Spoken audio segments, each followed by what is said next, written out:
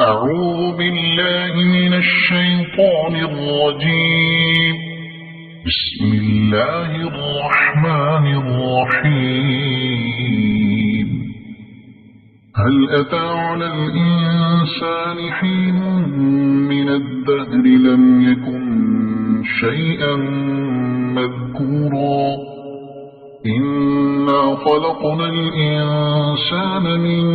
نطفة أمشاج نبتليه فجعلناه سميعا بصيرا إنا هديناه السبيل إما شاكرا وإما كفورا إنا أعتدنا للكافرين سلاسل وأغلالا وسعيرا إن الأبرار يشربون من كأس كان مزاجها كافورا عينا يشرب بها عباد الله يفجرونها تفجيرا يوفون بالنذر ويخافون يوما كان شره مستطيرا ويطعمون الطعام على حبه مسكينا ويتيما وأسيرا إنما نطعمكم لوجه الله لا نريد منكم جزاء ولا شكورا إنا نخاف من ربنا يوما عبوسا قمطريرا فوقاهم الله شر ذلك اليوم ولقاهم نضرة وسرورا وجزاهم بما صبروا جنة وحريرا متكئين فيها على الأرائك لا يرون فيها شمسا ولا زمهريرا ودانية عليهم ظلالها وذللت قطوفها تذليلا ويطاف عليهم بآنية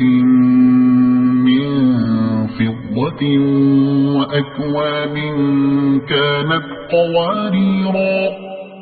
قوارير من فضة قدروها تقديرا ويسقون فيها كأسا كان مزاجها زنجبيلا عينا فيها تسمى سلسبيلا ويطوف عليهم ولدان مخلدون إذا رأيتهم حسبتهم لؤلؤا منثورا وإذا رأيت ثم رأيت نعيما وملكا كبيرا عاليهم ثياب سندس خضر واستبرق وحلوا أساور من فضة وسقاهم ربهم شرابا طهورا إن هذا كان لكم جزاء وكان سعيكم مشكورا إنا نحن نزلنا عليك القرآن تنزيلا فاصبر لحكم ربك ولا تطع منهم آثما أو كفورا واذكر اسم ربك بكرة وأصيلا ومن الليل فاسجد له وسبحه ليلا طويلا إن هؤلاء يحبون العاجلة ويذرون وراءهم يوما ثقيلا نحن خلقناهم وشددنا أسرهم